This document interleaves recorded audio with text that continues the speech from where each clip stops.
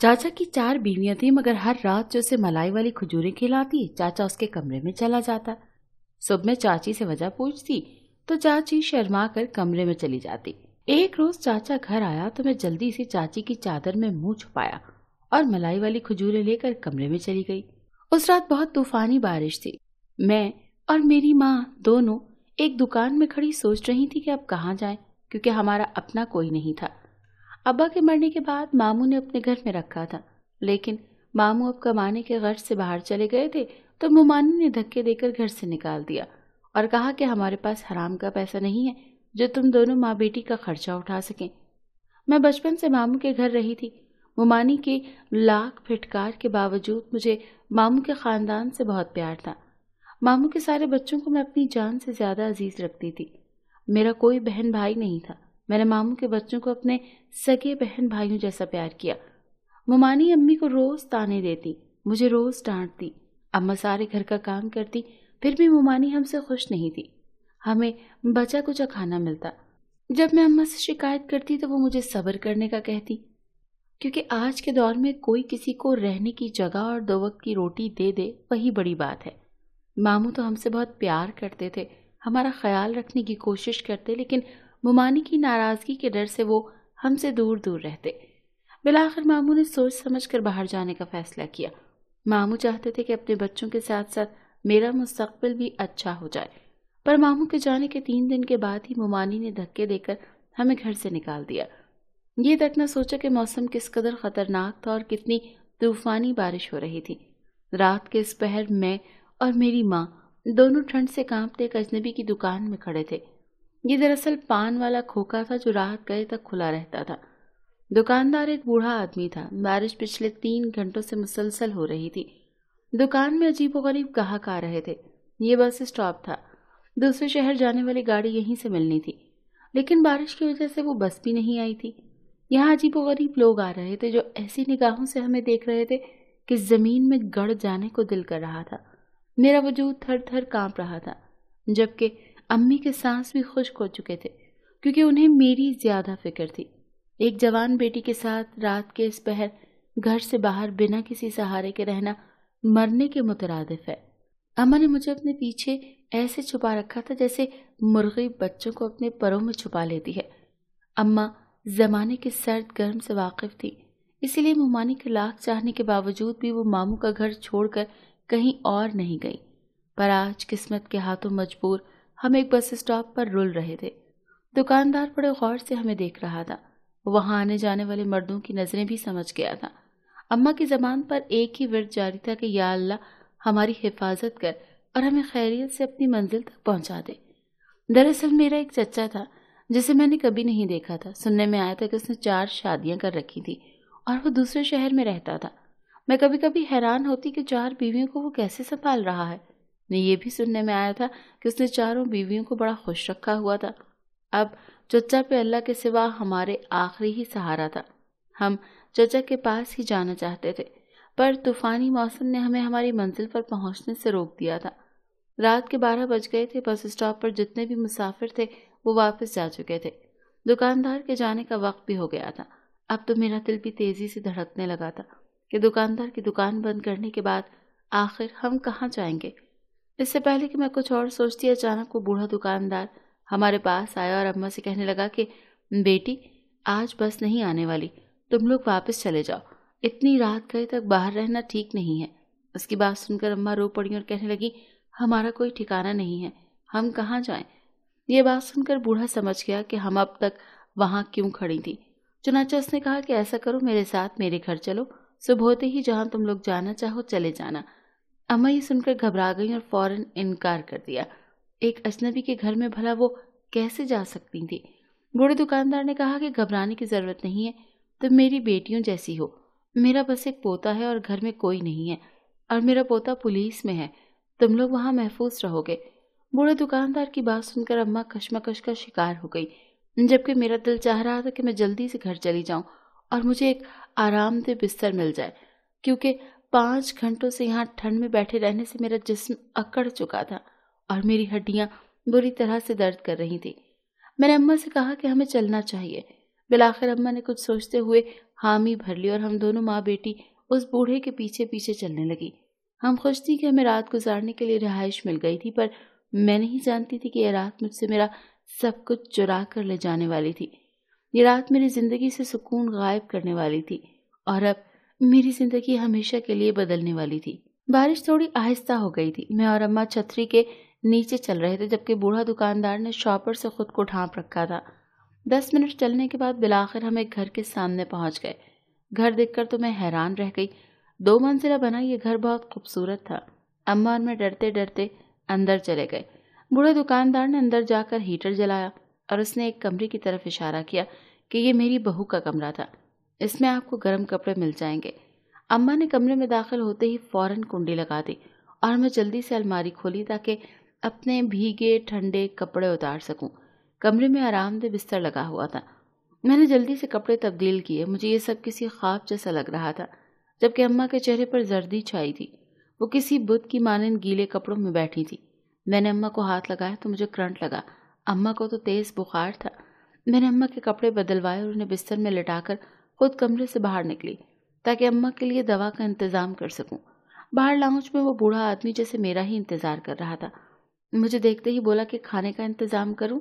میں نے فوراً بولا کہ میری اماں کو تیز بخار ہے، ان کی آنکھیں بھی نہیں کھل رہی۔ اماں کی بیماری سے میں گھبرا جاتی تھی۔ وہ بوڑھا آدمی مجھے کچن میں لے گیا اور کہنے لگا کہ فریج سے کھانا نکال کر گرم کر لو، میں دوا کا انتظام کرتا ہوں۔ میں نے جلدی سے کھانا گرم کیا، چائے بنائی اور کمرے میں آ گئی۔ اماں غنودگی کی حالت میں تھی۔ میں نے انہیں 2-4 نوالے کھلائے، تبھی دروازے پر دستک ہوئی۔ وہ بوڑھا آدمی دوا لے کر آیا تھا۔ میں نے اماں کو دوا دی اور انہیں چائے پلائی۔ اس کے بعد اماں گہری نیند میں چلی گئی۔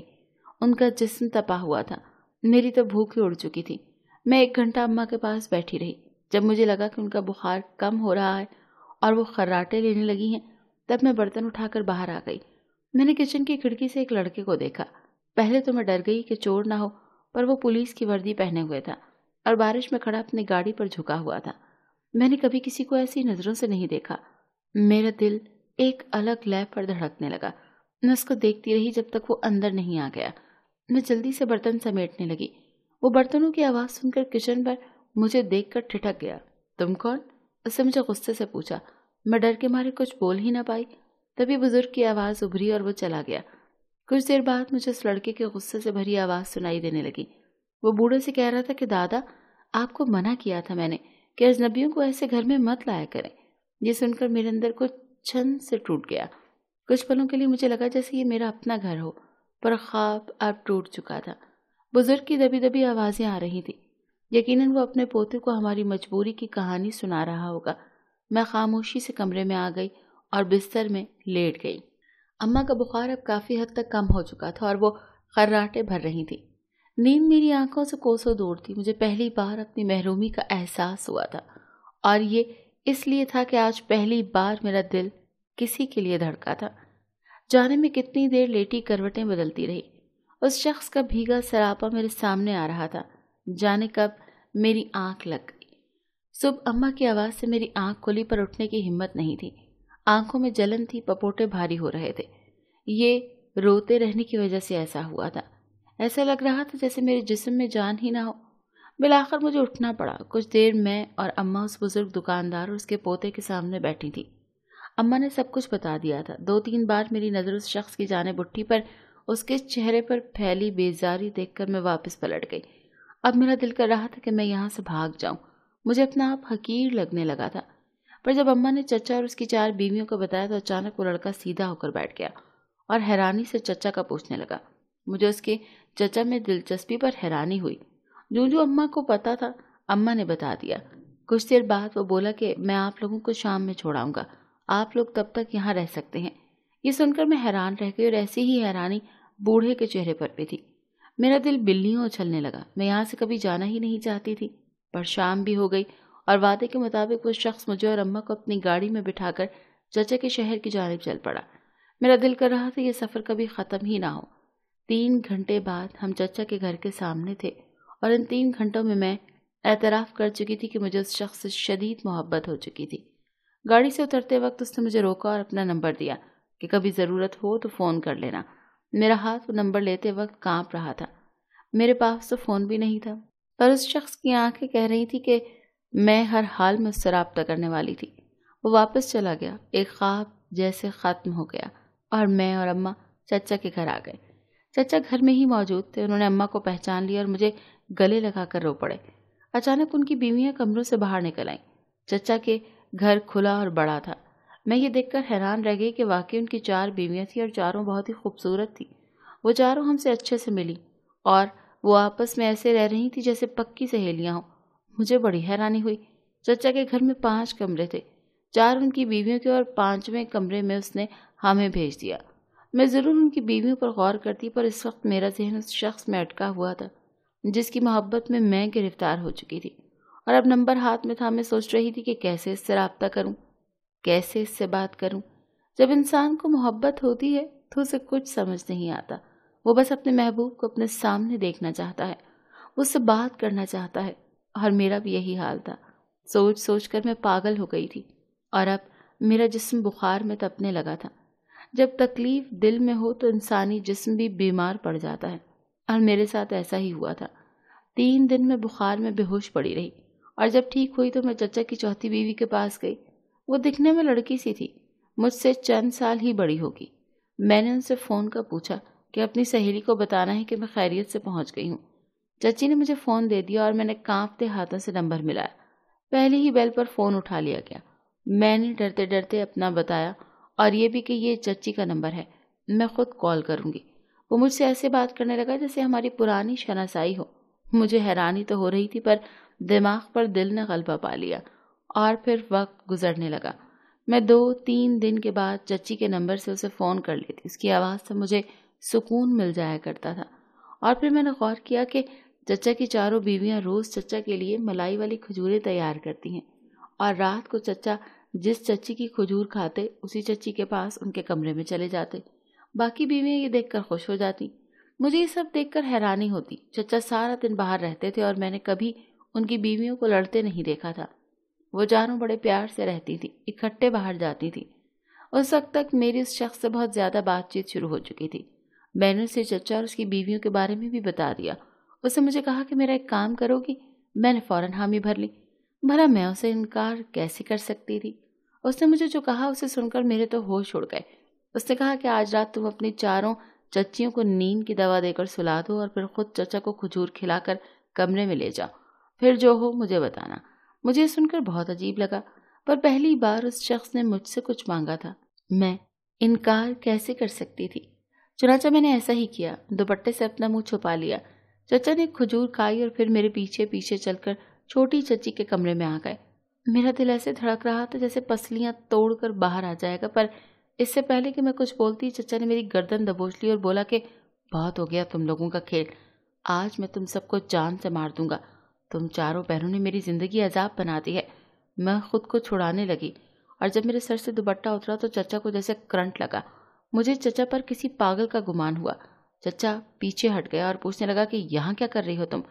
मैंने चचा को बताया। अब छुपाया नहीं जा सकता। ये सुनकर चचा रो पड़ा और कहने लगा कि उस लड़के का नंबर मुझे दो, वो पुलिस वाला है, वो यकीनन मेरी मदद करेगा। इसके बाद चचा ने उसे फ़ोन लगाया और सब बता दिया। चचा की चारों बीवियां बहनें थीं, लेकिन चचा को इस बात का बाद में पता चला, और वो चारों बीवियां नफ्सियाती थीं और इसके साथ साथ काफ़ी जराइम में मुलव्वस थीं। वो चारों शहर बदलती रहती थीं। किसी एक आदमी से शादी करती और उससे अपने सारे काम करवाती, और फिर उसे अपना काम निकलवा कर उसे मरवा देती और किसी दूसरे शहर चली जाती। वो पुलिस वाला जो दुकानदार का पोता था वो उन्हें ढूंढ रहा था, इसीलिए जब उसने चचा की 4 बीवियों का सुना तो उसने मेरे जरिए सब पता लगवा लिया। चचा की चारों बीवियां बेहोश थीं। चचा ने उनके खिलाफ सारे सबूत उसे दे दिए। सुबह होने से पहले पहले वो उन चारों बहनों को गिरफ्तार कर चुका था। उसे अपने केस में कामयाबी हुई। उसने जाते जाते मेरा शुक्रिया अदा किया। चचा को आज़ादी मिल गई थी, लेकिन नुकसान तो मेरा हुआ था। उसने कभी दोबारा फ़ोन नहीं किया। मैं हर रात रोती तड़पती, और फिर पूरे साल के बाद वही बुजुर्ग हमारे घर आया। अब हम चचा के साथ ही रहते थे। उसने आकर अम्मा से मेरा रिश्ता मांगा। मैं हैरान थी। बूढ़े आदमी का कहना था कि वो अपने पोते की ख्वाहिश पर यहाँ आए हैं, वो मुझसे शादी करना चाहता है। अम्मा ने फौरन हाँ कर दी। मैंने अल्लाह का शुक्र अदा किया, पर अब मैंने ठान लिया था कि मैं इसे वैसे ही तड़पाऊंगी जैसे इसने मुझे पूरा साल रुलाया था। तब उसे एहसास होगा कि मोहब्बत में किसी का इस्तेमाल करना کیسا ہوتا ہے۔ میں نے سب سوچ لیا تھا، پر جب اس سے سامنا ہوا میں سب بھول گئی۔ یاد رہا تو بس اتنا کہ میں اس سے بہت محبت کرتی ہوں اور وہ مجھے اب مل چکا تھا۔ بے شک اللہ نے میری دعائیں قبول کر لی تھی۔